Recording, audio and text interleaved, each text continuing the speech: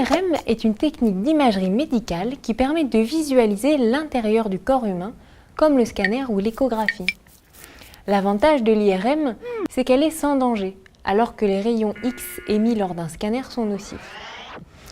L'IRM offre une bonne résolution et permet de voir des tissus mous avec un bon contraste. IRM signifie imagerie par résonance magnétique. C'est la résonance magnétique des noyaux atomiques ou RMN. Depuis les années 40, les physiciens utilisent cette technique pour étudier la matière, mais son développement comme technique d'imagerie médicale est beaucoup plus récent. Mais quel est le principe? Nous voyons un objet avec nos yeux si cet objet nous envoie de la lumière, plus précisément des grains de lumière que nous appelons des photons. Pour voir à l'intérieur du corps, l'idéal est donc que ce que nous voulons observer nous envoie des photons. C'est exactement ce que permet l'IRM. Comment faire? La matière est constituée d'atomes. Un atome, c'est un noyau autour duquel tournent des électrons.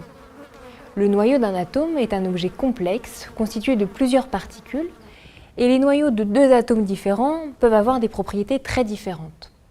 Ce qui nous intéresse ici, c'est la façon dont le noyau va réagir lorsqu'on le plonge dans un champ magnétique créé par un aimant. Pour certains noyaux atomiques, comme ceux du carbone ou de l'oxygène, ça ne change rien. Mais d'autres noyaux, comme celui de l'atome d'hydrogène, se colorent. C'est-à-dire que lorsqu'on les éclaire avec de la lumière blanche, ils ne renvoient qu'une seule couleur. Par exemple, une fraise. Quand on l'éclaire avec de la lumière blanche, elle ne renvoie que de la lumière rouge, toutes les autres couleurs étant absorbées par le fruit. Bien sûr, pour le noyau de l'atome d'hydrogène, c'est un peu plus compliqué. La couleur à laquelle le noyau est sensible n'est pas une couleur visible.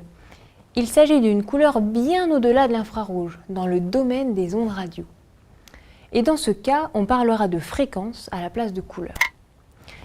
Et ce qui va nous permettre de faire de l'imagerie, c'est que cette fréquence dépend de la valeur du champ magnétique.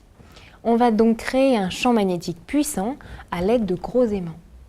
Ces aimants sont configurés de façon à ce que le champ magnétique soit différent en chaque point de l'espace à l'intérieur de la machine IRM. Imaginez maintenant que chaque atome d'hydrogène de notre corps, et il y en a un peu partout, dans l'eau et dans les tissus organiques, soit sensible à une couleur qui dépend de l'endroit où l'atome se trouve. Éclairons maintenant tout le corps avec de la lumière blanche. Chaque atome va renvoyer des photons. C'est ce qui va nous permettre de voir littéralement les atomes situés à l'intérieur de notre corps. Mais en plus, la lumière renvoyée par les atomes a une couleur bien précise, qui dépend de l'endroit où se trouve l'atome. Eh bien, c'est exactement le principe de l'IRM.